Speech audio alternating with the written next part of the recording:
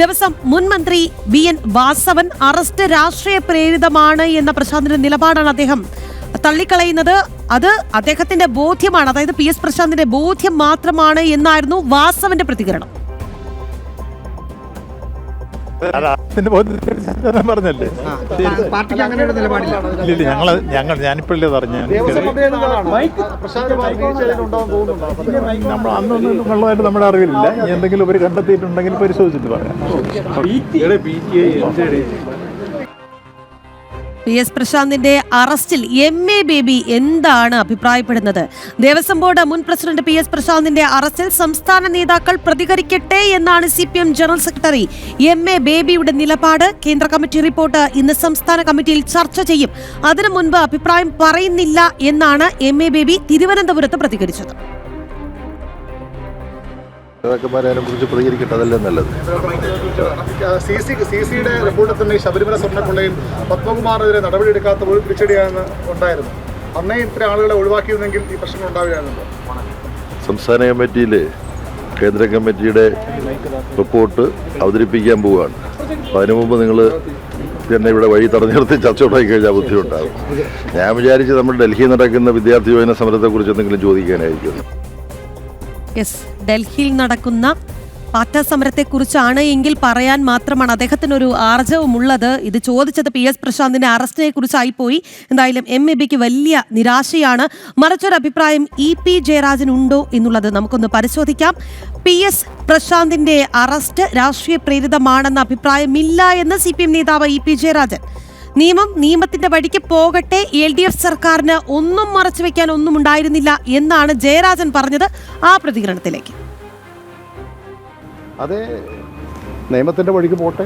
ഇടതുപക്ഷ ഗവൺമെൻറ്റിന് ഒന്നും മറച്ചു വെക്കാനുണ്ടായിരുന്നില്ല. ഞങ്ങൾ എല്ലാ കാര്യങ്ങളും അന്ന് വ്യക്തമാക്കിയതാണ്. അതിൻ്റെ നടപടിക്രമങ്ങളാണ് തുടരുന്നത്. പക്ഷേ ഇത്തരം പ്രശ്നങ്ങളെ ഒരിക്കലും രാഷ്ട്രീയമായി കണ്ടുകൊണ്ട് നിലപാട് സ്വീകരിക്കുന്നത് ആർക്കും ഭൂഷണമല്ല. വസ്തുതാപരമായി വസ്തുനിഷ്ഠമായി കാര്യങ്ങൾ വിലയിരുത്തി സത്യസന്ധമായി ഏത് നടപടികൾ സ്വീകരിക്കുന്നതിന് ഞങ്ങൾ ഒരിക്കലും എതിർത്തിട്ടില്ല. എല്ലാ കാര്യങ്ങളും പുറത്തു വരട്ടെ. ഇതൊരു രാഷ്ട്രീയ പ്രേരിതമായ നീക്കമാണെന്ന് കരുതുന്നു ഞാൻ പറയുന്നില്ല. PS പ്രശാന്തിന്റെ അറസ്റ്റിൽ പ്രതികരിക്കാതെ Devaswom board president K Jayakumar. ഈ വിഷയത്തിൽ പ്രതികരിക്കില്ല, അറസ്റ്റോടുകൂടി നിലവിലെ ബോർഡിന്റെ ഉത്തരവാദിത്തം കൂടുമെന്നാണ് ജയകുമാർ പറഞ്ഞത്.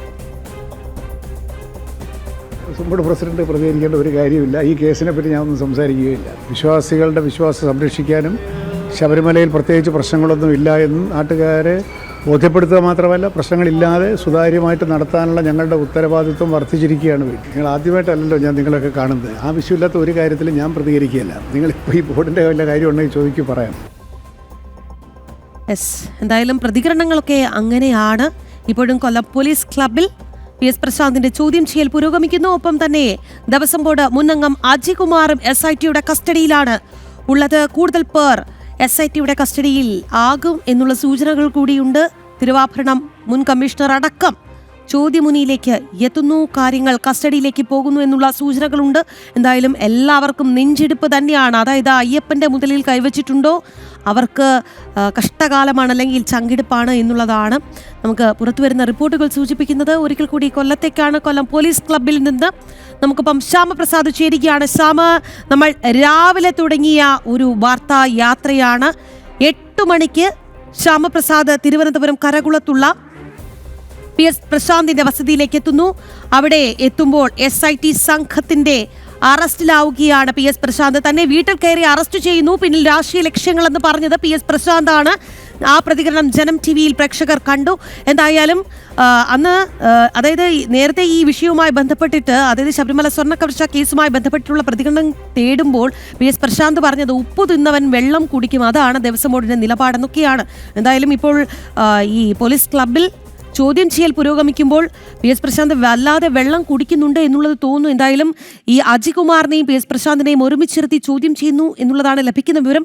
എങ്ങനെ ചോദ്യം ചെയ്യൽ പുരോഗമിക്കുന്നു, ഒപ്പം തന്നെ ഇവരെ എപ്പോഴേക്കും കോടതിയിൽ ഹാജരാക്കും?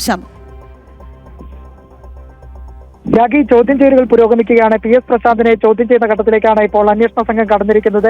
അജികുമാറിനെ കായംകുളത്ത് നിന്ന് രാവിലെയോടുകൂടി തന്നെ ചോദ്യം ചെയ്തു.